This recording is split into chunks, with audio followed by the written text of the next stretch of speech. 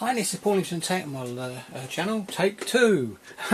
Made a mistake on the last one, so I decided to redo it again. Anyway, you can see this is the Flower Class Corvette from Revell, 1/72 scale, and my project build with Switcher. And the first thing I really should call out is for Switcher, because he gave me some positive feedback. Some people would call it negative, and I don't think so, because anything that makes my model better, for me, it's got to be a big improvement, and this is definitely positive. When he said that, like on my Mark IV tank, he said the colour was seen wrong, and he was 100% right. I went back, looked at it, and thought, yeah, he's right, and changed it. So that was another time he's actually helped me out. But this one is more important because he actually noticed that my funnel was going straight up, and the collar that you can see at the top was at the bottom, and he called it straight away. It was perfect, and it really did help me. So thank you for that, Switcher. And I'm just letting everyone know that when Switcher gives you feedback, look at it, because it normally works out. He's 100% correct. Anyway, here we go then. So with the funnel, what did I do? So the cap at the top, you can see, was actually glued to the bottom, you can see. So this was turned the other way around, that's why it was straight up. This cap was placed at the wrong end. The actual brass bit technically was in the right place, in the right angle, but the cap was in the wrong place. Now, he said to me at the time that he said it could cause you issues trying to do it, so you could leave it anyway. But I decided, no, give it a bash. What I used was the Tamiya saws, which is these fine craft saws they have, and they're photo etched, and it's item number 74094, and I used the longest blade that you've got in that set. It's photo etched, so it's very bendable. But I managed, before it completely give up, to remove that funnel from this end, the bottom end where I'd actually glued it.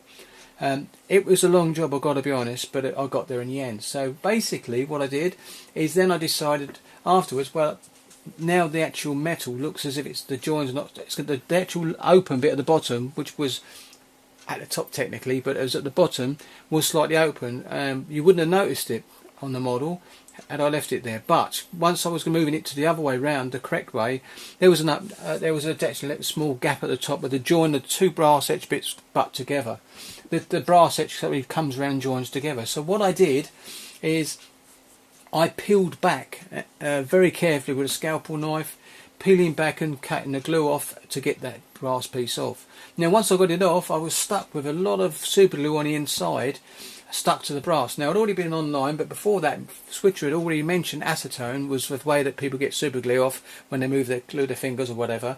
So acetone was the thing I had to look for. So I went to my local shop that does a lot of things like nail varnish, and there one of the ladies there showed me this, and this is nail varnish, but it's more high percentage of acetone formula, and no scent or anything. It's just acetone. I put it in some of the liquid. You can see what I took back to about a third of the bottle into an ashtray, a glass ashtray, and then what I did, and then what I did then is put the actual brass etch into it and kept turning it every now and then, and gradually I could see bits of super glue breaking off. Now I'm not going to say that it took every bit of super glue off, but it did very much weaken the super glue completely. I left it there for about 25 to 30 minutes, and what I used then is, as Switcher would say, the old trusty old scraper here, and I just gently rubbed until I got all the super glue off the inside of that. Now that was good. I got all the glue off. So now, and then I sanded the plastic funnel again to get any super glue off that, and got it back to a perfectly smooth, with scoring on the chimney, which is good because super glue holds onto the scoring of the inside of the funnel. So you need a bit of a rough texture inside the funnel itself. So then I was left with all the bit of brass, photo etched brass, the tunnel wrap, the funnel wrap that needed to be put back on there, but it was all buckled a little bit where I'd actually prized it off the chimney. So what I did then is I got this. Now this is a part of my photo etch bending tool and a roller for rolling round objects, and this is the biggest piece from it. And I found what I did is got that bit of brass, wrapped it round the end, kept rolling it tightly until I got it really snugly fitted to the size of this actual roller. Put Tamiya masking tape, and this stuff, Tamiya masking tape, round it, centre edges, and then I rolled it a few times every now and then and left it for about half hour, and because I was doing something else at the time. So, and then what I did then is I took it off that. Now what I had then was was a funnel wrap that was actually tighter formed than what the chimney is. So you can imagine what happened then. When I put it onto the chimney, it clung to it and the join went perfectly down, so the seam actually would come together, and that was it. And that was perfect. So that's why I'm really pleased that Switcher noticed it, because not only did he actually find the fault for me and I've managed to correct it, but I've also ended up with a better finished funnel for it. So there's two thumbs up for that, definitely. But Switcher definitely called the score on that. So then I glued it on with the gel super glue and had no problems at all then, and it all worked out really well. What else have I done? I think you can see now. I've actually done the other sliding door now, so I've got both sliding doors at either side of the bridge, the entrances, in there. And I use square windows, which I think I might have mentioned in the other video. And they're both done there. They're not glued in place, but you can see they're a snug fit, so they just sit there and they stay there. Now I've got to put two more plastic seams, top and bottom, as part of the railing system that the actual door went along. So I can do both sides, and then that job is finished. Then my next job in there is actually to partition off between the radio and the actual wheelhouse section. So there'll be a partition running across with a door in the middle, more or less in the middle, to actually allow access to the engineering room. Now that room was a dark room. In other words, it didn't want any light to escape when I had lights on there, because obviously that was a room that the radio operator for the, I think it's the Aztec or the radar equipment plus the communications part of the ship, where they needed to actually be able to see what they're doing, so they didn't want any light to escape when it's on operations. So that's my next task in there. I may build some stuff to go in there, like a wheelhouse place and bits and pieces you can see inside there, just so there'll be shadowy things in there. They'll be painted a little bit, but they'll mainly be shadowy things, just so you can see objects, and a few voice pipes possibly as well. So that was that. Next thing I did, this is another call out for Switcher, because he went on Sackville and he knows for a well, when you look at these parts, now this part is on the left, and I put it left. I could have put port, but anyway, but I put left for me, looking along to the actual bow of the ship. If I put that there, I think you'll see, if I put that right there and go into the ship and place it into position, this door is near the outside of the bulkhead of the ship, outside of the actual hull of the ship. When that door actually should, as Switcher has pointed, and I've seen the photographs of what she's taken, this actually should be over that side, so it's nearer the bulkhead of the engineering section. So what I've done is I took this and the other one, which you can see I didn't put anything on that one because I knew what it was, put those onto plastic card and scored round them. And what I did, once I scored round them, they broke away from the sheet, and I ended up with two exact replicas of this. And if I put that behind there, you'll see what I mean. You can't see the other one because this one plate is the scored, I've got the scored copy underneath. So what I did then is, because the door should have been also on the inside of the ship and not proud as it is there, because you can see it's proud, it should be on the inside, opening inwards. I've done that exact bit. Now I haven't been flashy on the back, just to show the Switcher this. All I've done was got a square bit of plastic, glued it on there, and then drilled the hole. So, but on this side I did cut out, I made a template, and I might have it here. I might not have kept it somewhere. Yes, I did. I kept a little template. There it is. It's a little, oh no, it's the cut out bit. Oh, there it is. It's smoother. There you go. You can see a template. What I use is that to get the cutout for the door. Fiddly, but I got there in the end. So there's a template. So I ended up then, and then I got a hole drilled in the middle, and then I used a big drill, and I did one of these. Like, what one is it? It was 3.5 of these drills, but I didn't put them in a drill itself, a melted drill. I used my hand and turned it, because it was a very thin plastic, so it went nice and slow. But you can see the effect. I've got a nice little hole there in the middle for the porthole on the door, but I've also made two, because obviously I've done the exact same procedure for the one on the other side. There you go, see? There you go. So I've got two to put in, one on either side, but you can see the door now will be up against the engine bulkhead like it should be. And that was a really good one. Right, so that was a good call out from Richard again, spotting that the door was actually on the wrong side of the bulkhead going into the ship, so it should be nearer. The door should be nearer to the inner ship part of the ship rather than to the external hull. So that was another call out. There was another call out. I'm trying to think what it was, and it's terrible when I should write things down. I'm going to have to do that. Richard's told me, but I keep forgetting. What else is he? He's done a lot of it. Oh yeah, this one's for Richard as well. I have seen a photograph, and you was mentioning it in your personal video to me, is where the step comes up this way, this angle, to go up to the upper bridge. I've also seen a picture of one of the Corvettes in somewhere in one of the English ports with the steps going that way and coming out that way, behind and coming along. And I think what you said earlier on was right, and I'm tempted to go that way. The reason being is I've seen a picture of it, and if I can see a decent picture of it on the compass rose, I will definitely go that way. I know we discussed the steps being on that side, but I think I've seen a few.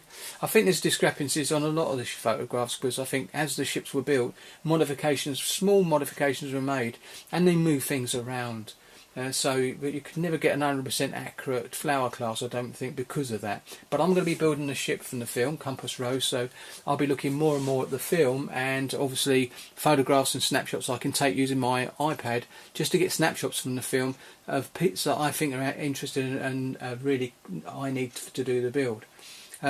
Switcher did mention about these little bits here. I've still got a few proud ones, which I've got to file down nicely, so they're not so in your face is a better way of putting it. There was something else I was talking with Richard earlier on, and I'm trying to think what it was, and trying to think of it. It will come to me, and I'll have to make another small video anyway to cover it if necessary. But as you can see, slow progress, but I'm getting there. But I'm really happy about what Switcher said about that chimney. 100% the funnel, I should say, because now I've ended up with a better funnel, and also one that's correct as well with the right angle going back. What else was there? What Richard mentioned in his last video, and I'm trying to think what it is, and at the moment it's gone, as it usually is. But all I can say is thank you again, Richard Switcher, for that call out. Things are going really well there, and if I had have glued that in permanent, it's not there now permanently at the moment. If I'd have glued that permanently, I'd have had a hell of a lot of trouble. But you called it out at the right time, and you saved my bacon, so that's fantastic. Also, I'd like to say your mushrooms, as you call them, on top of the skylights on the engineering section look fantastic. They're really good, and they look the part perfectly. So I'll be doing mine soon, so I'll be doing mine because I've got all those tubes and bits and pieces you sent me, and also doing that little bit of grill work on the front. That's going to be a good idea, and I think I've got some fine mesh somewhere anyway. I'll also be posting tomorrow, this is for Richard Switcher, I'll be posting you the actual splinter bags that go around the bridge area, the 10 pieces. That'll be leaving from our local post office at 10 o'clock tomorrow, because I have to go to my mum's tomorrow. So basically when we go shopping around there, I'll go and post that, and that'll be on its way to you. It's not one-way street with old Switcher, because basically he's sending me, as you might have mentioned, some brass wire to do some of the handrails all around the engineering section and around some of the bridge areas, because of the fact some of them were actually a tube rather than actually wire itself.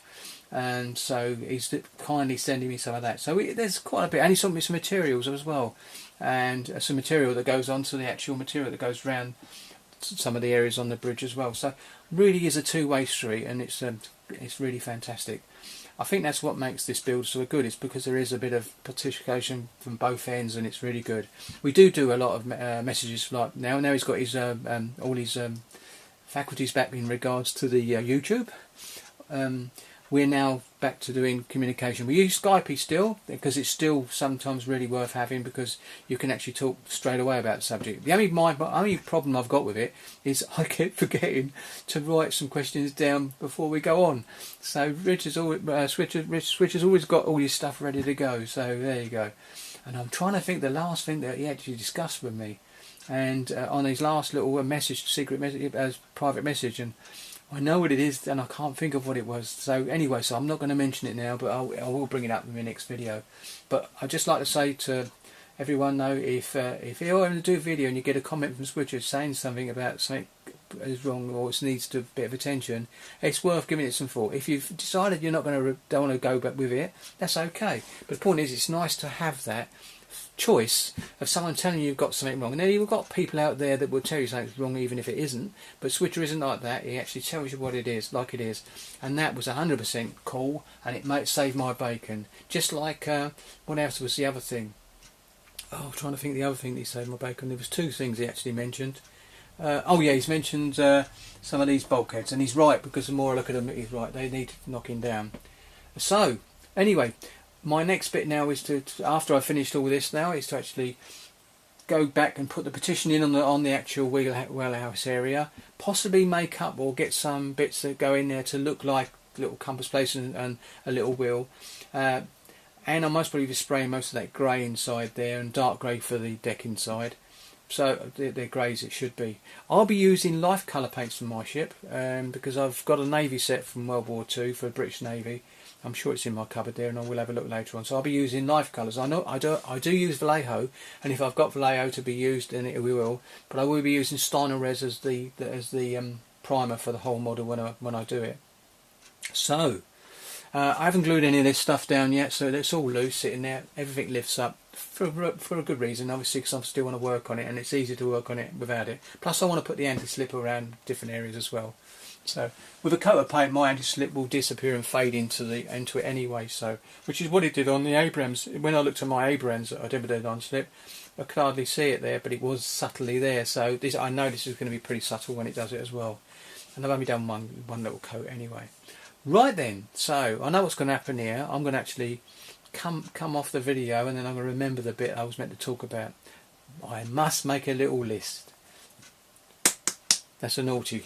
Right, so here we go then. So thank you for watching this, and as I said, anyone who's building this using the funnel bit from little ships when they're building a Corvette, all you've got to remember is make sure use a small roller, smaller the size than the funnel, and roll it tight, and then it basically will spring into place. It is awkward to super glue, obviously, because you need super glue.